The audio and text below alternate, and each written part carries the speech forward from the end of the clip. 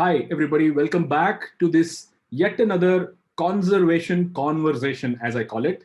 We've had guests like Sanjay Gubbi, we've had Anish Anderia, M.N. Jaikumar, and today I have a very special guest with me. Her name is Vidya Venkatesh. She's actually from Mumbai and she works for the Last Wilderness Foundation.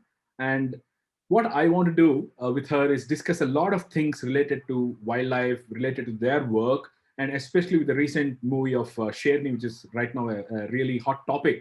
I'd like to know from people like Vidya herself how the scenario around these areas are. And without further ado, let's welcome Vidya Venkatesh. Hi, Vidya. Hi Jayanth, how are you doing? I'm fine. How are you? How's everything in Mumbai? Good. So far, so good. Improving. Things are looking better now. Right, right. Is it a lockdown still, or are you able to get out? It is in the unlock phase, I would say. So we are in Okay. the phase right now. Right, fantastic, fantastic. Great, thank you for agreeing to join us on this conversation. I'm sure you've been tolerant. We have already rescheduled it once for a reason, but I'm glad that you could make time for this. Thank you very much, Vidya. No problem. Right. My pleasure. So, even though I know you for I must say more than a decade, we have probably not interacted too much in person, but I've been in touch with Kedar pretty much. We have been involved in many discussions related to wildlife. I'm sure you were an integral part of the initial years of my ex-colleague Sachin, and you guys were, I'm sure working together. So even though we haven't spoken much, I must tell you that I know about your work and you for a very long time. So I don't feel like it's a stranger at all. I'm glad to know that you know about our work, and so do we. Do I know about Toehold, because Toehold has also been in existence for that much time that I've been hearing about it. So pretty much Thank you. since inception, I've been hearing about Toehold. Thank you. Thank you. So, Vidya, why I wanted to talk to you was, in my circle, there's been a lot of photography discussions, a lot of wildlife photographers. Most of the discussions are about, how to take pictures, what kind of technique, and all of that. So, in the recent times, I've been having these conservation conversations because, in the end, it's great to have this big community that we have oriented towards why we do wildlife photography, why we love wildlife. So you are one of the few people I've already interviewed, and I mean, as I mentioned, Sanjay Guppi, Anish Andheria. I've had M.N. Jaikumar, who's a ex additional PCCF, and also I'm very happy to have you on board. And I'll be interviewing a lot more people who are not necessarily only photographers, but probably know a lot more than what we guys know about this world of wildlife and environment, all of these things. So what I want to know, Vidya, is can you please let us know a little bit about your early years, your background? Are you from Mumbai or did you come there for work? Take us through your maybe early days of school, college education, and maybe even work. I know that you're a commerce graduate. You are in a corporate scenario, so I would love to know a little bit from the horse's mouth. Sure. Thanks, Jayant. Let me kind of give you a brief background about myself. I don't want to, I mean, I would love to spend more time on the work that we currently do than about myself, but let me just give you a brief background. So Sure. I'm a commerce graduate, like you already mentioned. I worked with, corporate MNCs like Citigroup, with JP Morgan, and I quit my corporate career after 13 years of working with the companies. Right. Many people ask me how did I get interested, and unlike many other romantic stories that I've heard from people, I Mm. didn't have a romantic story of saying, oh, from childhood I was obsessed with nature. No, I wasn't. I didn't know Right. about nature when I was in school. Sadly, our school didn't have any extracurricular activities, Hmm. nor was I exposed to any of the wildlife or nature related activities. Right. It was in college when I attended one of the WWF nature camps. So it used to be called volunteer training camps. I see. Volunteer Hmm. training programs. The VTPs used to be a famous WWF program. Hmm. And, we have gone, myself and my sister Priya Venkatesh, both of us went through the program. And Hmm. that kind of changed our whole perception of, understanding the outdoors. Of course, we knew outdoors. We have been to Sanjay Gandhi National Park many times before, and Right. I've been a Bombayite all through. By birth, I've Okay. been a Bombayite. I see. So we've been to Sanjay Gandhi National Park many, many times. But of course, this camp was a completely different experience for us. Right. And since then is when I really got hooked onto wildlife. We started observing nature more closer than ever, and Hmm. slowly started learning more and more about it. And that is when I realized that, volunteering for nature doesn't really need any education or a background. True. So since that camp and since the time I realized that there is so much to do in nature, Right. we were volunteering for different programs. We were volunteering for different trails, nature trails. We started conducting nature trails. So Mm, there's always something that somebody knows more than you. So true. it doesn't have to be that only experts can conduct a trail. Of course, it's better to stick to what you know than trying to show people what you don't know. But then Right. it's always nice to share what you know. There could be, exchange of information. So that is what we learned in volunteer training program, saying that Hmm. any two things, any one thing that you know that you can share is Hmm. is helpful in nature. And Hmm. that kind of helped me to understand that we don't have to be an expert, but we could just be a mature and still help wildlife and nature. Right. And that got me hooked onto it, like I mentioned. And throughout my corporate career, Hmm. all my holidays, all my Hmm. vacations, all my weekends have only been spent in wilderness. Right. So Right. pretty much my friends still make fun of me, saying that somehow you've manipulated your holiday calendar all the time. But Yeah. we used to get, very fixed set of holidays. Mm-hmm. But I was very diligent in taking all of them, Right. not even missing a single one of them. But I would club them with weekends and club them with some long vacation. Sure. And I managed to, be in the wilderness and Sure. outdoors. I Right. also love trekking. Right. So once a year, I would go to the mountains to do my Mm. usual yearly trek. But Right. apart Right. from that, I've done a lot of wilderness trips. I've traveled across the country. I love just being outdoors, and Okay. I love butterflies. I was going to ask you that in the next question. Okay. Yeah, Tell I us mean, about it. see, I'm not even giving you a chance to ask me a question. No, no, absolutely no problem. Please go ahead. Tell me about So that your actually, fascination for butterflies. yeah, kind of that butterfly actually helped me to, travel to the remote parts of our country, Mm-hmm. because there are some fascinating butterflies and they're still on my bucket list. I still have Right. a bucket list where I want to see a few more butterflies. And Sure. that Mhm. kind of helped me to travel to a lot of unknown places, a lot of smaller places, not so famous places. Right. Right. And I just love being in the wilderness. So that is Fantastic. my journey. And through the corporate years, I did this, and then Right. took a plunge in 2010. I took the plunge Fantastic. with corporate. Right. Um, yeah, I was for 1 year. I worked with Sanctuary Asia, and Right. Oh, is it? Hmm. I managed the Kids for Tigers program there with Oh, Tu and Anish, of course. right. And Right. subsequently, I joined Last Wilderness in 2011. Right. And Right. since then, I've been here. Fantastic. So, since you mentioned kids were tigers, I was just thinking while you were talking that you didn't have an exposure as a kid yourself, and it took, maybe a teenage years when you actually got introduced to it.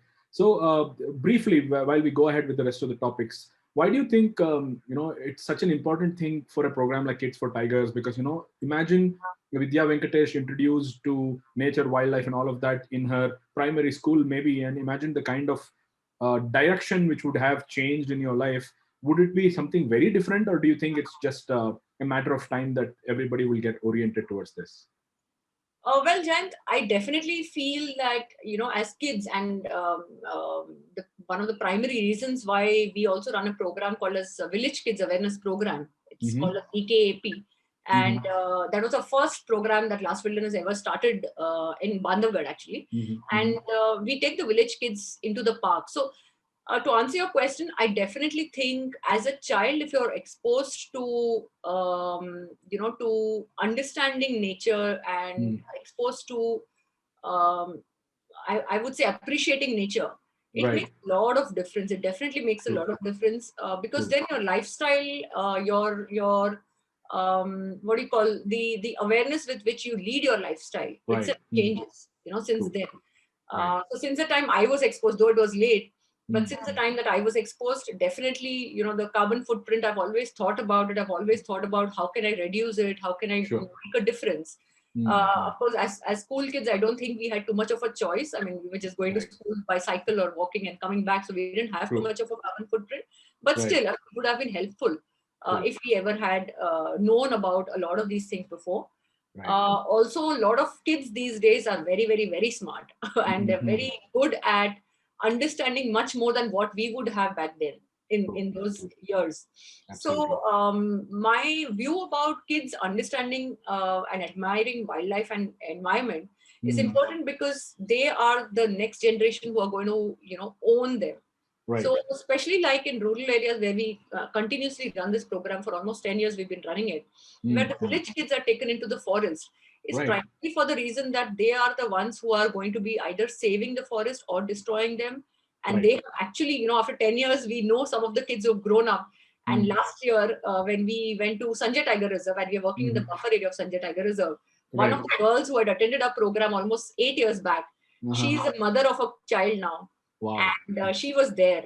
Mm. And she told us कि दीदी आप हमें जंगल ले गए थे, घुमाने ले गए थे, तो हमने सुना आप आ रहे हैं, that's why I came to meet you and I wanted to listen to you again. She had come with her Fantastic. kids, and the impact that it left, and she kind of was talking to us when we were interacting with the villagers. She Right. was actually able to answer the questions. She was able to interact in a way where the other villagers could also reciprocate. So Sure. that kind of made a difference, and we realized that it makes such a huge difference as a child, because you don't have prejudices, you don't have preconceived notions as a child. You are open to being molded. You Right. are Right. open to accepting ideas. Sure. Sure. Sorry, so you are open to listening to things. You're open Right. to not trying to contradict or conflict anything at Right. that age. So Sure. it's so much more nicer to mold and talk to children. Right. Right. And I think it's definitely something that we should be doing. Though I missed out on my younger days, but Sure. I definitely want to address more and more children if possible. Fantastic. Fantastic. It looks like a lot of people I know somehow we get connected to Sanctuary in one or the other ways. I didn't know about your time that you spent in Sanctuary. That's good to know. Yeah. So talking about Vidya Venkatesh, somehow I get to associate you with Bandhavgarh. Not sure, is it because I met you there recently, or is it because of Sachin and you, who probably were traveling there a lot? But is that true that you are a little more passionate about Bandhavgarh compared to other places, or is that just my notion or perception? So, to be honest, Bandhavgarh, yes, is one of my most favorite parks. Okay. And when I started working with Last Wilderness Foundation, it was the happiest moment when I got to know that LWF had selected Bandhavgarh to be the first park where the work had to start. Fantastic. So Right. that was like a dream come true. I was like, wow. Sure. So we knew people there, we knew, the locations there, we knew a lot about Bandhavgarh than any other place when I had started working with LWF. So yes, Bandhavgarh was the first location where LWF started working in Delhi, and we were working there. I mean, we still are working there, but until we started the next park, we were working there for almost about 5-6 years. We were working only in Bandhavgarh. Sure. So pretty much, we've worked with all the 96 villages there. We've taken, kids from 6 to 8 standard across all the villages. Right. We've taken them inside the park. And that is kind of, very fascinating, because when you enter a village, we know that some of these kids have grown up. The boys are married. They have families now. They come and meet us. And it's like a own family right now.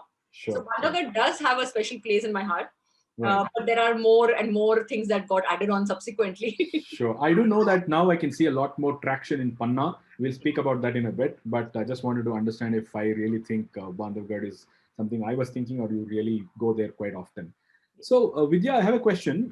Your husband, Kedar Bhide, is a very good friend of mine, and you both together started off with this interesting venture called Nature Works in Mumbai. So, while I do know a little bit about it, I'd love to make sure you explain a little bit about how Nature Works, helps photography enthusiasts. I know you're into the printing business, fine art printing and stuff like that. I do know that Kedar is full-time managing that, and you probably don't, involve yourself too much there. But can you take us through Nature Works quickly before we get back to our conservation discussions? Sure. So it was an interesting, incident which forced us to start something like a NatureWorks venture. So Kedar is a photographer, and he was passionate about holding his exhibition at Jahangir Art Gallery in Mumbai. And while he was looking for printers, and he was, hunting and scouting for good prints, and he was looking at the quality of prints, he unfortunately didn't, find something which is appealing to his visualization. Right. So he realized that, there's a dearth of good printers where the photographers or the artist's visualization is not matching with the prints when they come out. And he said, no, this is, each time he would get a sample, he'll be like, no, this is not what I wanted. Right. So I think he just thought that, I need to print my prints at least for myself. And when he decided to do that, he realized that the expense to just print his own exhibition is going to be pretty high. Then he researched a lot more, and he worked a lot more to understand the printing industry. Hmm. which then pushed him to start his own company called NatureWorks. Right. And his vision and the vision that NatureWorks works with Mm. is the fact that the artist or the photographer, Mm. their visualization of the colors, the aspect ratio, the depth of the image or the Mm. artwork. We call artwork in a broader framework, whether it's a photograph or an artist's painting, it's all Right. artwork. Photographers are also artists. Sure. So we call them artwork. And Mm. as artwork, I think the visualization has to come out in a print. It True. cannot be that we send it out on an email and somebody prints it and sends it others back. True. So True. Kedar strongly believes that the interaction between the photographer or the artist Hmm. and the printer is very, very important for any output to be as good a quality as Right. one want it to be. Sure. So that is his whole idea, and he definitely doesn't want it to be a upload, send email, print, and courier it back. We Mm. do provide customized services. It's called a custom studio, where Mm. photographers and artists can call in. They can do a Mm.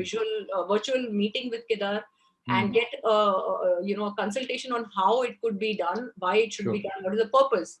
Right. And with that discussion, I think he suggests the media that can be used for a particular artwork. And Right. based on that, artwork can be printed on a Sure. choice of media that is available online.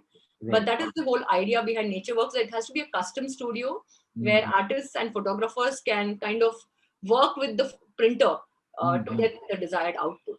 Right. That is in short about it. Yeah, I'm sure I was one of the first few customers of yours as well, because I remember the whole of our Mumbai gallery in 2018 was printed by Kedar and NatureWorks. So absolutely wonderful work there. Yeah. So I want to do a deep dive in Last Wilderness, Foundation's work, Vidya. So while I have specific areas that I want to discuss, because it's going to be quite different from the previous conversations that I've had with different people, can you tell us a little bit about Wilderness Foundation itself and some brief about it before I get into specific topics like human wildlife conflict and stuff like that? So I do know that I read on the Last Wilderness website that your vision is to uphold natural heritage, let people respect it and protect it and stuff like that. That's a great vision.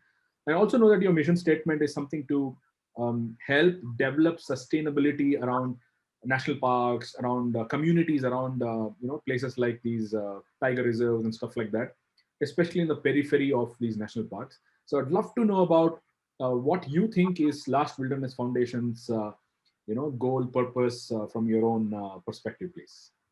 Sure. So, Jen, just to give you a brief story about how LWF started. Mm-hmm. So, not LWF, is that how you want me to refer to it? LWF. yeah, I Okay. mean, it's too long. I can call it Black Wilderness Foundation, but it's too long. So we Sure. kind of called it LWF now. Got So it. it's an interesting story because not many people know about the man behind the organization. Mm-hmm. Mr. Nikhil Nagle is Mm-hmm. the founding director of Last Wilderness Foundation, Right. and he is an avid traveler. He loves Mm-hmm. traveling, and he's a photographer. He's a good photographer. Cool. So he wanted to, again, he's from the corporate world, and he wanted to kind of give back something to the wilderness and to wildlife while he's a Right. photographer. Like Sure. many of us think, saying, being photographers, what can I do? So Right. that was True. exactly where he started off from, saying, what can I do? Mm. And while he was at Bandhavgarh once, and this is during the famous Jurjura incident that many of us would know about in 2010. Bandhavgarh. Yeah. Mm-hmm. So he was there in Bandhavgarh, and he realized that the amount of trauma, I would call it, or pain, or I would say the rigor Mm. that the field director over there had to go through Mm. with the inquiries, with the CBI inquiries, with all of the inquiries that were happening over there. Mm-hmm. I think he almost went through a transformation where he realized, saying that there's a lot more to the forest department than just saying managing the park. He's a True. manager, but True. there's a lot more behind it. Mm. That's when he, decided, saying that we need to work with the forest department and not as a standalone. That was Mm. like the foremost idea that he had for Last Wilderness Foundation. Mm-hmm. And that kind of triggered the whole work that we started in Bandhavgarh, because Right. that is when he had approached the field director, then Mr. C.K. Patil. Mm-hmm. And, when the Jujura case was happening, Mm. Mr. Patil, even in spite of all the difficulties that he was going through, The point that he mentioned to Nikhil was very, very heart touching, saying that if my villagers, my village kids, admire and appreciate Bandhavgarh like any of us do, that is all that I need. I don't need any other person to come and protect this. The Right. forest department pretty much needs the local support. And Wow. while we started the program in Bandhavgarh, because of Mr. Patil, his support that we used to get was amazing, where he would let the kids be his VIPs. And Right. he would always mention saying, the village kids are my VIPs, nobody else is a VIP, and there's nobody else above them, because they are the people who have to actually see the forest. Nobody Right. else is above the villagers. So Sure. that is the passion with which he wanted the villagers to be involved in conservation or understanding about the forest. So of course we started off in 2009, and Last Wilderness was formed in 2009, but it took Right. shape, in 2010 a little bit. I Mhm. joined in 2011, and since then, Last Wilderness, we started working in Bandhavgarh. Subsequently, we started working in Panna, and then in Kanha. But the idea definitely continues to remain, saying we will work in partnership with the forest department. Our idea is to strengthen the department, Right. not work in isolation. True. And secondly, also to understand the difficulties and challenges that they face on ground. Right. And putting in our own ideas of what we sit in the cities and think about, saying, oh, this is a challenge, maybe we should do something about it. Maybe it's True. not a challenge for them. They have bigger challenges to address. I agree. So we always work with the department to understand what the challenges are. And based on those challenges, based on the need or requirement that they have on ground, we started the projects. So all our projects are in partnership with the department. Right. All our projects are in conjunction with their inputs. In spite of the fact that we may be working for a longer term than the person who was there when we started it. Like the Pardi program has run for a long time, the True. Bega program has run for a long time. Sure. But we believe in the fact that if there is a requirement that is coming from the department, then that is important for us to address than trying Right. to create our own ideas about the requirements. Sure. Sure. So, Fantastic. so LWF, Last Wilderness Foundation, works with that idea. Right.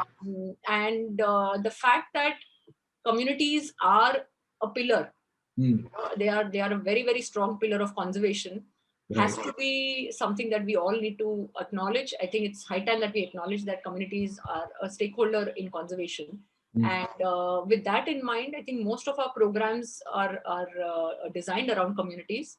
Right.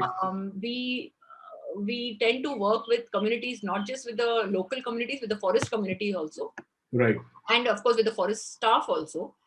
We do capacity building with them. We kind of, we believe in the inclusive conservation model. So we want to involve a lot more people. We would love to involve, photographers. We would love to involve more travelers Right. to see how we could build a community of conservation.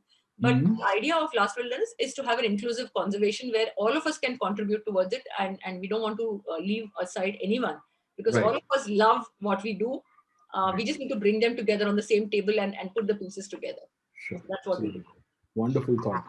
I'm sure amongst many things LWF does, human wildlife conflict management is one of the important aspects. We will talk about your programs like the Pardi, and also you mentioned in Panna and various other initiatives. I'm sure even in Feb when I met you, you were on your way to Panna.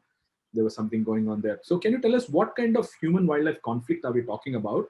While I do have a question related to Sherni and tigers and stuff like that, but are there more to the human wildlife conflict than just a man-eater kind of a problem that people know of? So, Jen, human wildlife conflict, yeah, a lot of people equate it to just saying that a tiger killed a human being and that's human wildlife conflict.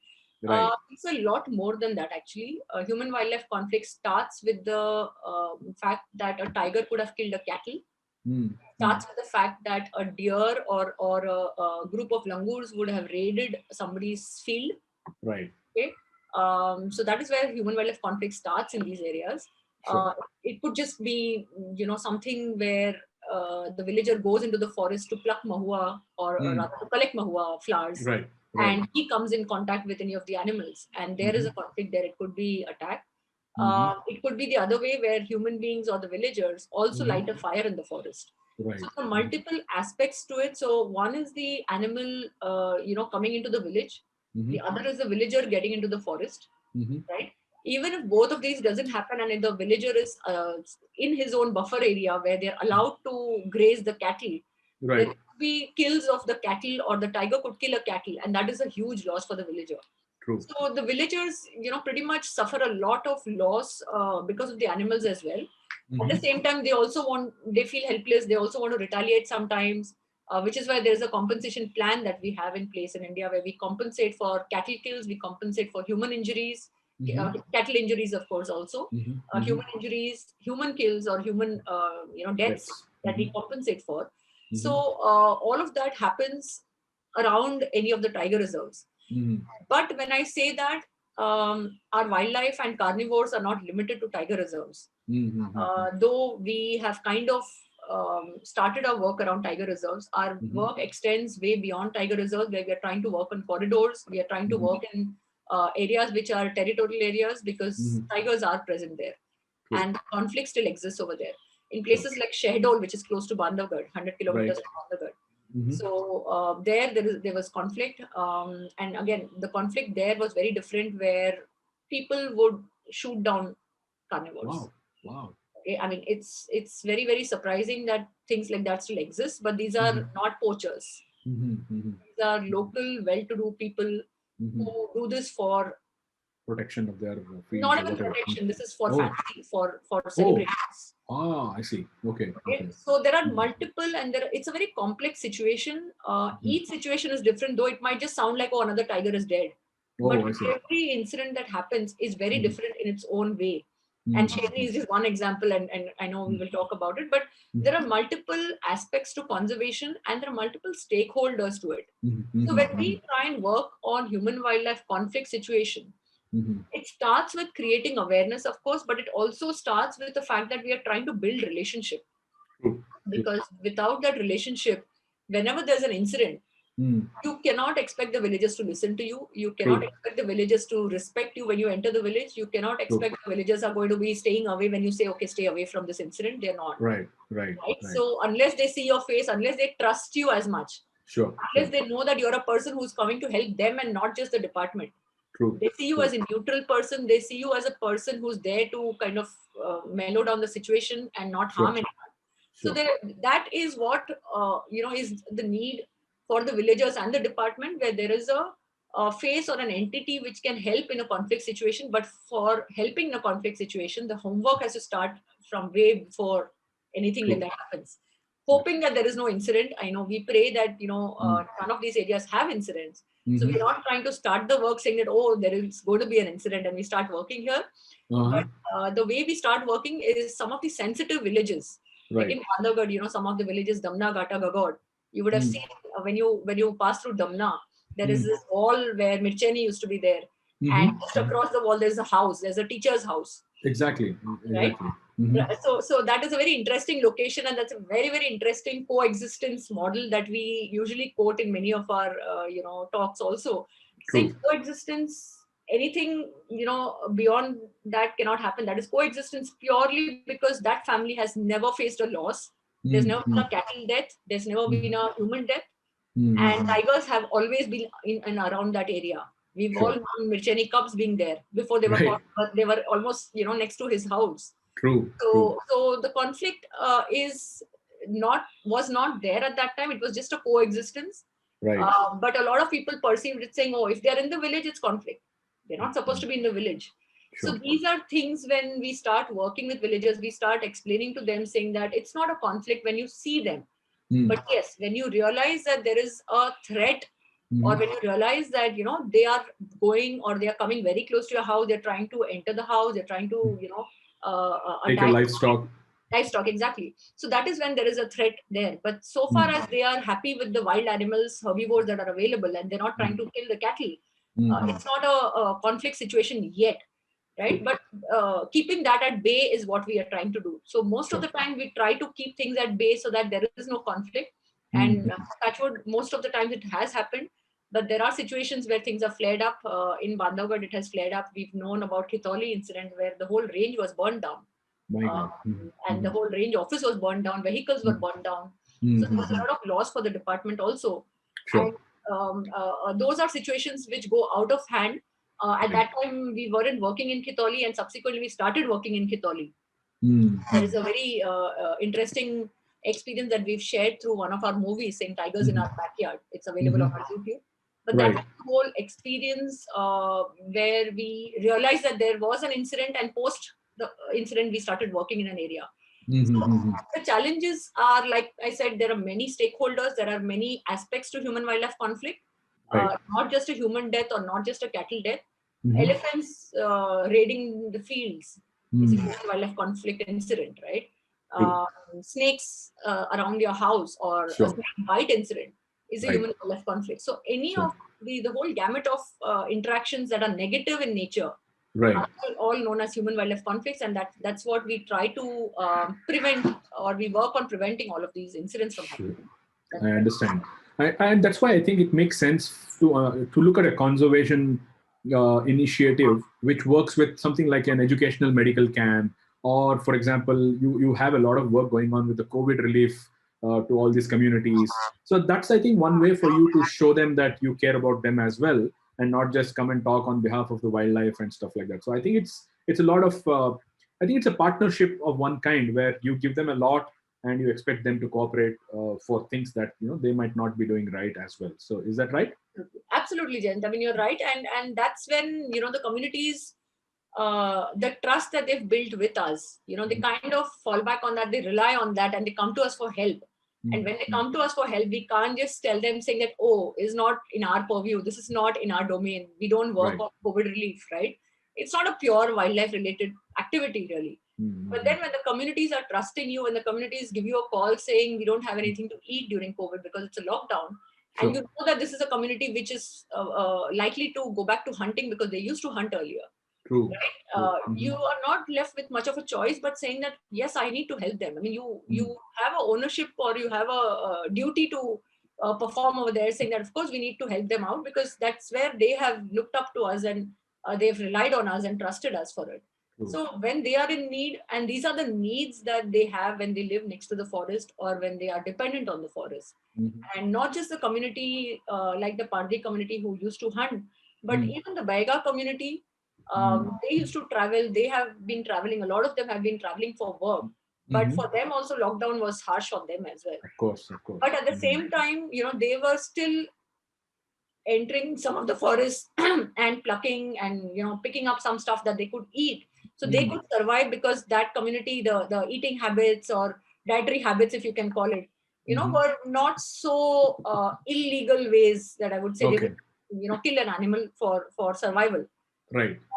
But some of the communities who are hardcore meat eaters, Right. Mm-hmm. survival, they have nothing else, they don't have money, but they will fall back on something like a hunting practice. So I understand. when they give you a call, that is when we had to work on COVID relief, and that trust that they have put on us. It Mm-hmm. wasn't so much to build the trust, but it was so much on the expectation that they have from us because of Mm-hmm. them trusting us. We had Sure. to help them out. True.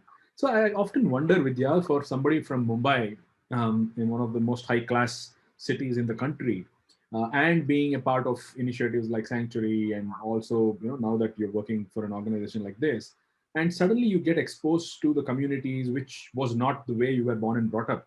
Over a period of time, can you see the two drastic worlds that exist, and what kind of thoughts go through your mind? Because I'm sure there's a huge number of city dwellers who don't understand much about the communities which live around the forest. At the same time, the communities have their own notions and perceptions about the city dwellers as well. What kind of a role do you sometimes play to bridge the gap between these two? So it's very interesting, Jayant. When we started working with the communities, we were also of the same notion like many of us in the cities have, saying that, oh, they're poor, oh, they need help and we need to help them, oh, they are, illiterate and they are not educated, and we need to help them to be educated and things like that. But slowly, when we started working with these communities, we had a lot of realization that these communities are happy, they are content.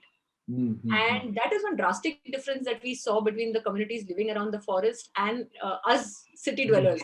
Saying Right. we're almost never content, right? There's Right. never a time when we're saying, oh, that's enough, I don't want to earn from tomorrow onwards. I Right. have enough savings and I don't want to do anything else. Sure. But in a village like the Bega village, when we entered, it Mm. was it took us a year to convince them to make the Bega jewelry which will earn them or which will fetch them some money. They refused to do it. They said, "हम लोग क्यों करें? हमारे पास है, हमको जो चाहिए सब है." So we don't need to earn. We don't want to do something which we've not done. Right. And they were not interested in it. They were pretty much happy, saying that for the evening they have like a 10 rupee worth of mahua available for them. And the women also drink in the tribal communities. Even the women drink. Right. And it's quite a common, evening scene that you will see where people are drunk, but they are well behaved. And when they have their mahua, they don't remember anything for that day or for the next day. And next morning they'll start afresh, saying, "Today is a fresh day. What am I supposed to do today?" They Right. never think about 10 years down the line. They never think about 5 years down the line. And I think city dwellers only think about 5 years down the line or 10 years down the line, right? True. Saying that what can I keep back, what can I hold back or put in my savings or bank account or whatever. So all of us have our own wishes and ambitions for the next 5 years or 10 years. Sure. But some of these communities that we've met, it was a learning for us, saying they are so content, saying they're happy. They just needed kodo, kutki, the millet that they use for eating. They will pluck some plants from the forest and come back, and that's their meal. They have their meal, so they don't need money for the meal. They have 2 pairs of saris that they wear. The women, men have hardly dhoti. They are happy with it, and the 2 pairs of sari is happy. Weekly market, whatever they have, they will go and sell the millet or the rice that they have at their house. They'll go and sell it as a barter. They get, when they work in somebody's field, they would get rice, sack of rice. So they will take a few kgs, they will sell it in the market. That money, they will buy a few things for themselves or for their kids and come back. That's the end of it. They don't need any money after that, beyond that. So it was a drastic difference for us to understand that the contentness that we have versus what they have is different. And secondly, I think we take a lot of things for granted when we are in the city. Right. But when we started working with the tribal communities, we realized that, even something like a pencil, even something like a rough notebook was so precious for them that 10 kids would come running when you have a precious, just empty notebook that you carry with you. Right. Because that is not something that they get. And here we probably waste so many pages and we just waste so many books over here that we don't realize that, there could be people who never get it, who never have seen them. Right. So that value for every little thing that you own, we've sometimes taken things for granted, we feel, but there they haven't. So they have value for it. And I think it's similar where we don't get to see the forest very often.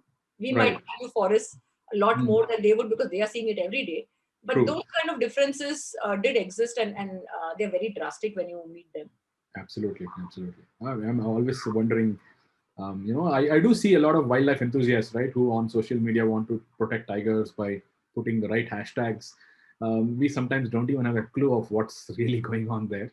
So it'll be great to hear from people like you to understand, to have a balanced view, apart from, if you ask most people what's the biggest problem tigers have, most of them would probably say poaching. A little more evolved wildlife enthusiast would probably understand a few more things, and they would not even realize how much of they are sometimes responsible for the issue as well. So it's always good to talk to somebody like you. Brings me to the interesting question. Did you watch Sherni last week or this week? Yes, the day it released, early morning, having breakfast. Fantastic. So what are your thoughts, Vidya? What did you see was, this is something that I'm going through, or I see, or some things which you thought were interesting twists to the tale to make it romantic. What was your perception of the movie? So, like many of you would already know. Sorry, Vidya watching another Vidya. Yeah. Yeah, I didn't know until I watched the movie. I didn't know her name was supposed to be Vidya in that movie. Oh, okay. And she's also Vidya. Yeah, she's also Vidya, yeah. So I had heard about the movie being made because it was shot in Balaghat and around very close to Kanha. So we've been hearing about it. There were some interactions that have happened with some of the lady rangers in Kanha and the lady forest guards in Kanha with Vidya Balan actually. So a lot of these things have been happening in the background. But I've been hearing about the movie, but I really didn't know that this is how it's going to be. So first, let me tell you, it's a brilliant movie. I thought it was a brilliant movie, which is very close to the reality that happens in this field or in this domain. Right. And they very well portrayed the different angles that I was talking about, the different stakeholders who are the decision makers when it comes to a conflict situation. And it's not one person, it's not just the field director, or it's not just the manager who takes the decision. There are a lot more people who are involved when a decision is taken about a tiger being taken out of its habitat. So Right. a lot of times, it's a tussle between the power. It's a power game also, like it's shown in the True. movie. True. So that is what I would have as a review for the movie. But at the same time, I would also know that many of you know it's a movie based on a true story or a true incident, where a tigress, of course, after the incident was named as Avni. When this whole incident happened, and there was a shooter who had sorry, shooter who was there, and the tigress was shot down. Correct. So this whole movie is based on Avni, which happened in a place in Maharashtra. Right. And a lot of characters have similarities to the real life characters. So it is, I would say it's very close to reality, but I mean, the closest it can get is, I think, this movie as of now. We don't have any other movie that is as close to wildlife True. reality as this in True. India. And I think the role of communities there is also shown very, very crucial. Absolutely. Role has been shown there, saying they are the Absolutely. ones who protect the cubs at the end of the day. Yeah, absolutely. That lady was fantastic. And Who the works trust with. that she built, the trust that she managed to build with them. Though she was not the one who would do awareness programs, but the trust that she built with just visiting those locations, talking to the families, that empathy that somebody had in that landscape. People know, people recognize you, even though you don't meet every villager over there. You are a person whom people look up to as an officer, and the behavior that you conduct in the field, I think it just carries to many, many more villages. If you just show your empathy to one villager, I Right. think the story goes far and wide, and Right. everybody realizes that there is a good person who's in the vicinity. And Right. people tend to help you when they see you as being one of the trustworthy people, right? Sure. So locals help. So I think it's a very, very well-made movie, and the Right. aspects and a lot of them related to me. I mean, in the sense, the work that we do, not really me, but the work that we do when we work with the villages. We know that there is a political angle to everything that happens. A lot of time we do try telling people, because many a times it's not just the villager who's at a fault, because I know a lot of people sitting in the cities believe the fact that people should be removed. Right. Right. Where Of wherever course. tigers, people have to be moved away. I mean, I've had arguments with so many people True. saying, just remove all the villages. Why are there villages even there? Just remove all the villages, and the tigers are going to be alive and they will be True. protected. And I'm like, that's not going to work. So it's not as easy as saying remove the people from the landscape and tigers will survive. So it is a Right. matter of coexistence. It has Right. to be a coexistence. Otherwise, I think India, with such a large population, and with such a large population of wildlife, I think India is the only country which has managed to retain so many species of wildlife after so many Right. years. Sure. Where, I mean, I know we've got species that have gone extinct, but the number of species that we managed to retain is very good, and India has done a fantastic job in spite of the number of people, population that we have. Absolutely. Absolutely. So I think we all need to be proud of what we are doing, what we've Right. done, in whatever small Sure. way we've done. I think we should be proud of it. But at the same time, we also need to know people living with tigers in their backyard have a much more stake, and Absolutely. say in what they are doing than all of us sitting in cities in high-rise buildings. True. True. They have much more stake in it. Absolutely. You know what I thought as soon as I saw the movie initially, though I felt the ending was a little abrupt and I was left wondering what's happening. But then I started thinking, isn't that how the reality is? I mean, why should there be an ending which is a glorious ending or a tragic ending? There's a lot of questions than answers. And I then started to realize I do agree with the ending as well, even though it was not a cliche climax to a Bollywood movie. But what I like about this movie, Vidya, is the fact that hardcore commercial cinema is actually talking about issues like these versus just a romantic relationship and lover boy, lover girl stories. I think we're done with that. It's now time to kind of make creative cinema with real issues, which not only makes it educational but also entertaining. And that's where I really love the movie as well. True. I mean, I like, and the other part that I liked is where they showed how the officer is also lonely out there when they're in the field. True. True. It's not that they have a social support at all. That person, whether it's a female or a male, it doesn't matter, but they are battling their own battles alone. True. So that kind of also throws them into a place where it's new and they're all there for a short period. They've True. not been there for ages. So they Sure. all have a posting which is there for a short time, and you need to do the right thing in the short time and then move out. Then True. you have nothing to do with that landscape.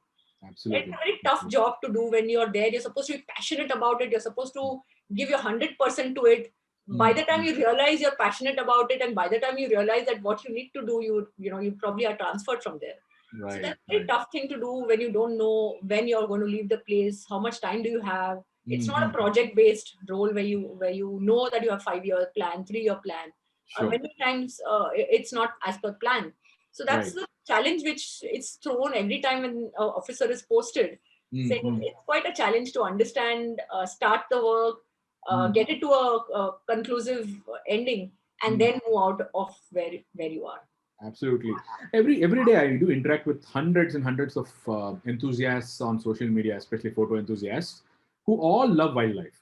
But I do know that apart from putting interesting hashtags of World Tiger Day or Save the Tiger and stuff like that, the reality is so much more that we need to do. So you do know that there is a huge intent in this big number of photo enthusiasts, wildlife lovers, nature lovers. If you had to be asked this question, Vidya, what is one thing that you would like this wildlife photo enthusiast community to do or learn or implement that would help the very wildlife that they all love? What would that be? You can probably add one more if you want, but one must-do thing for all these enthusiasts, rather than just posting pictures with the right descriptions. So I would say first, visit the villages wherever you go. Visit the Interesting. people, local people wherever you go, because without those people, what you're shooting, what you're clicking through your safaris will not exist. See, that's So, interesting. Mhm, mhm. it's a very interesting point because the tigers won't exist if the people over there are not there, or Right, they don't want it to be there. right. So just meet them as a matter of, acknowledgement or Mm, thanking, or just mm, give them a visit, have a cup of chai. mm.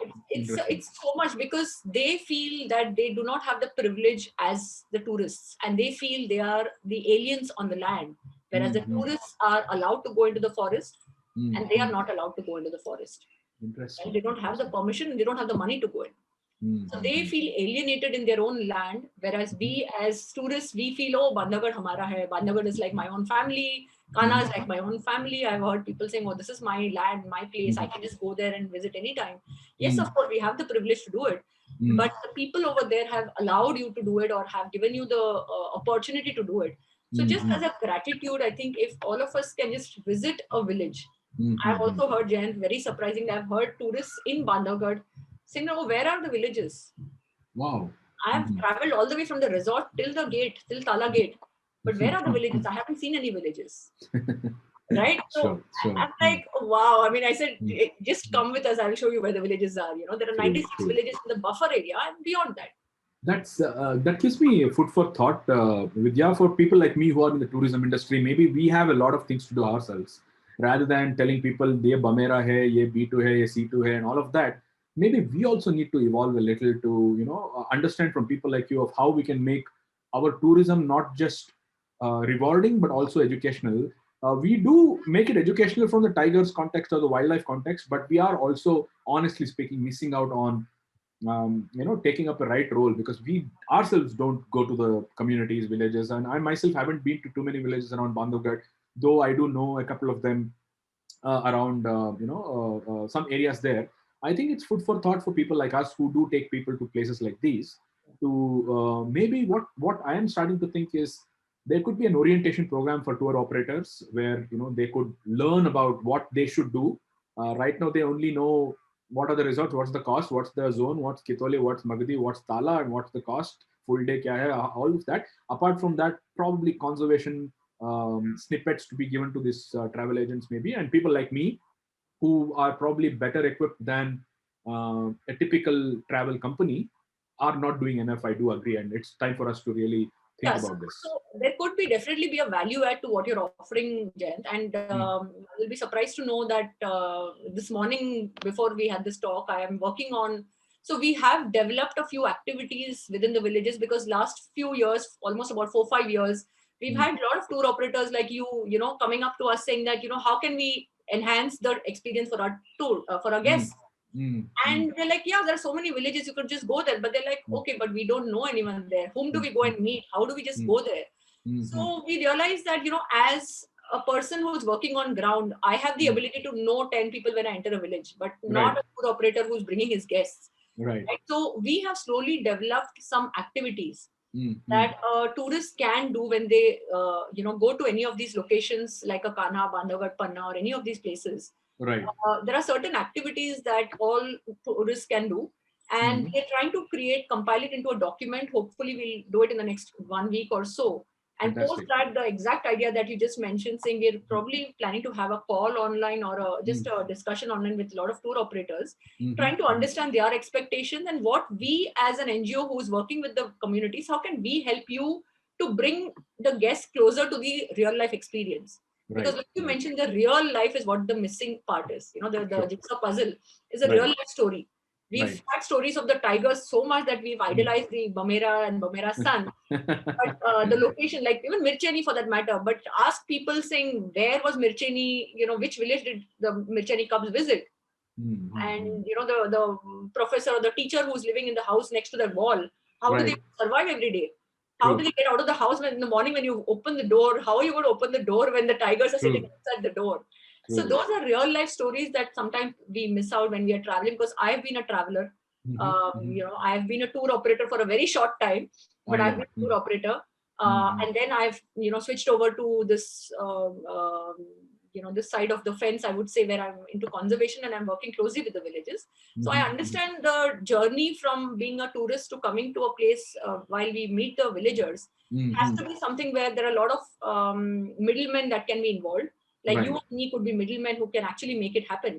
Sure. And we are trying to bridge that gap by creating opportunities, and we Mm. would approach tour operators like you to help us to build this up, because that will also give an alternate livelihood to the villagers, Absolutely. right? Absolutely. Because they are Mm. trying to enter the villages, like the Begas enter the village, enter the forest to Mm. pluck the mahul leaf for dona patta. So they make dona, the katoris or the plates that they make with the leaf.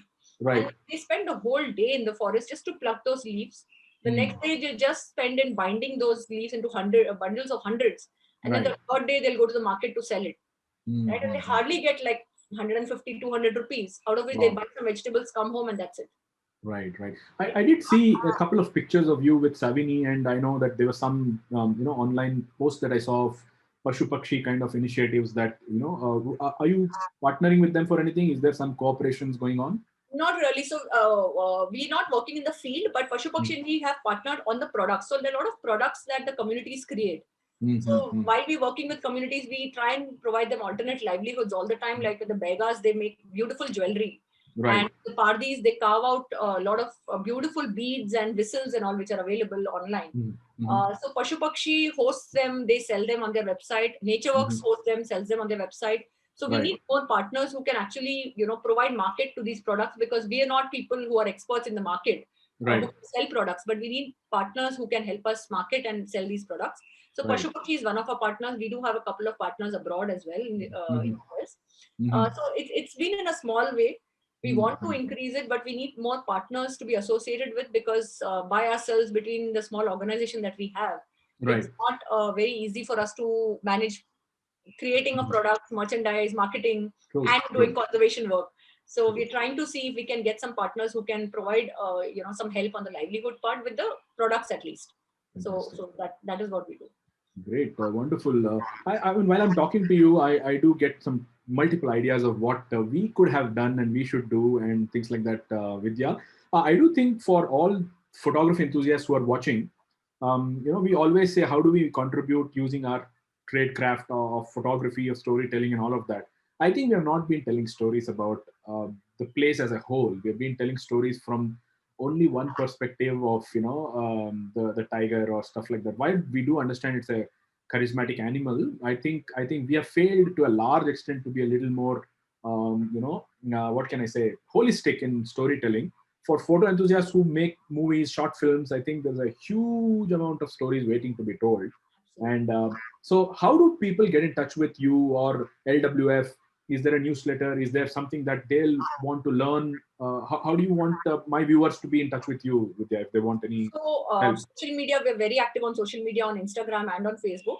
Hmm. Our websites are up to date with all our projects. Each time we run a project, we have updates on our website. Hmm. Ping us anywhere that you'd like to contact us. Our email ID is conservation@thelastwilderness.org. I'll And flash that. Hmm. yeah, Hmm. so and then we can, reply to you there. Right. One thing that I would like to mention to everybody is that many people write to us for volunteering opportunities, Jan, Hmm. but most of them want to be in the field I and know. work with the tigers. I know. You know, I know. I so know. let me tell people who are out there saying this is not a fancy job. This is not a romantic role that we are playing. So we would love to take help from you, but a lot of job or a lot of work that we need to do or we do ourselves Mm-hmm. are offline. We are not Mm-hmm. sitting inside the forest watching a tiger and doing our work. That doesn't happen. So we are mostly in the villages. A lot of times you won't even believe, most of my trip, 80% of my trips, I don't do safaris, I'm sure. right? And if I do like one safari because we don't have time, because the Mm-hmm. villagers are more busy than us, and they would give us a time saying morning is the only time we have. If you Right. want to come and meet us, come in the morning. And we're like, Mm-hmm. okay, there goes our safari timing, right? So we're not going to be able to do safari. So most of Sure. the work when we do, it's not very romantic saying, oh wow, you're in Bandhavgarh, oh wow, you're in Mm-hmm. Panna, you will love to see the forest. Yes, we Mm-hmm. see the greenery around us. Yes, we see the forest, but not on safaris. Mm-hmm. So it's a opportunity that people get to meet other people. People get to meet communities. Mm-hmm. Yes, while we do it, we do come across, late evenings when we come back from the villages, we get to see leopard, tiger, all of that happens.